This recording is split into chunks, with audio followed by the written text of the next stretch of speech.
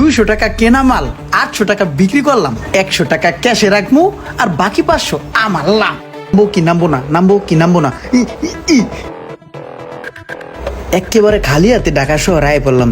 এখন আমি কি করবো? যেমনি হোক একটা ধান্দা ফিকির কাম কাজের ব্যবস্থা করতে হইব। ভাই একটা কথা বলতে পারি? হ্যাঁ বলো।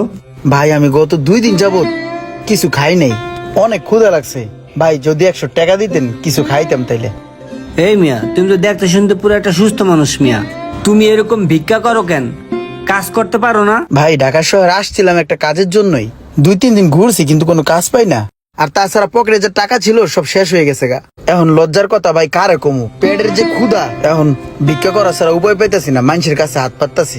পোলাডার কথাবার্তা হই না, মায়া লাগতেছে। আমার একটা লোক লাগে, আমার এনে কাজ করবা? জি ভাই আমি একটা কাজ খুঁজতাছি, যদি কাজ দিতেন অনেক উপকার হইতো। ঠিক আছে, তাহলে আমার দোকানে কাজ করো। জি ভাই জি। ভালো বেতন দিয়ে দেবো না? থ্যাংক ইউ ভাই।